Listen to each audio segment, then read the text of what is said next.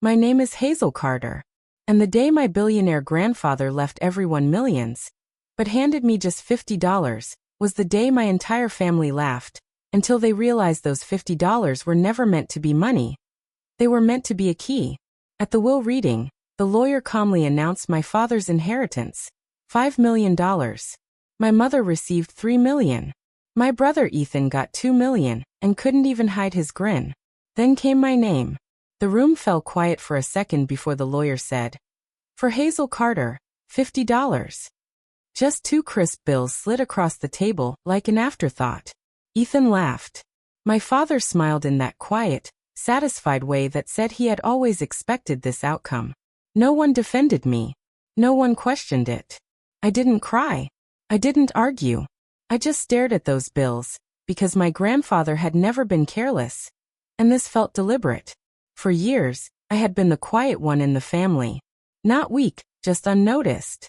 While others visited Grandpa briefly and rushed back to their lives, I stayed. I read to him, listened to his stories, adjusted his pillows when he struggled to breathe. I never asked for money.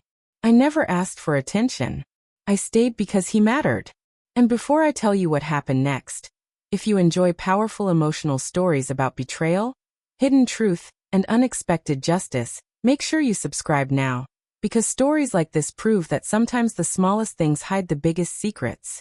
Back in my car, I tilted the bills under the dim light, and that's when I saw it. Tiny marks near the serial numbers. Too precise to be random. My grandfather once told me, "If you want to hide the truth, put it where no one bothers to look." That memory hit me instantly. So instead of going home, I drove straight to the bank he trusted for decades. Inside the quiet office, I placed the bills in front of the branch manager. At first, he looked confused. Then his expression changed completely. He leaned closer, studied the markings, and suddenly locked the office door behind him. "These are verification marks," he said carefully. "Verification for what?" I whispered. He didn't answer immediately. Instead, he led me down a secure hallway and opened a private deposit box registered in my grandfather's name. The moment the drawer slid open, my breath stopped. Gold bars. Investment files. Sealed documents. "This," he said calmly, "is approximately $32 million.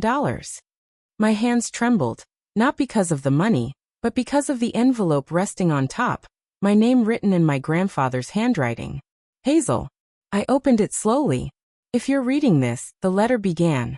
It means you saw what others ignored. Tears blurred my vision. I gave you $50 not because that's what you deserved, but because I wanted to see who would laugh when you were humiliated, and who would stay silent. My chest tightened. You stayed when there was nothing to gain.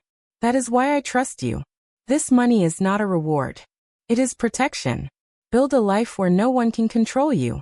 I pressed the letter to my chest, realizing he had seen everything. Every visit, every moment of quiet loyalty. 3 days later, my doorbell rang. When I opened it, my parents and Ethan stood there, suddenly serious, suddenly polite. "We know about the account," my father said directly. "The one worth over $30 million. So that was it. Not grief. Not love. Money. "You laughed at me," I said quietly. "At the will reading. Do you remember that?" Silence. My mother stepped forward. "We're family," she whispered. "You should share." I placed legal documents on the table. "This account is protected," I said calmly. "Separate from the will. Completely legal." My father's expression hardened. "If you don't share, we'll challenge it." I nodded once. "You can try," I replied.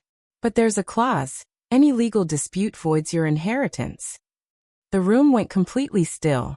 For the first time, they had nothing to say. They left without another word.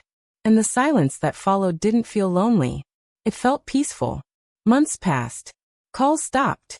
Invitations disappeared. At first it hurt, more than I expected. But slowly something stronger replaced the pain. Freedom. I didn't spend wildly. I didn't chase luxury. I built security instead. Investments, protection, stability. And when my daughter Lily was born a year later, holding her in my arms made everything clear. My grandfather didn't leave me $50. He left me clarity. He showed me who laughed when I was humiliated, who stayed silent, and who only came back when money appeared. But most importantly, he showed me that the greatest inheritance isn't wealth. It's the courage to stop shrinking and finally stand your ground.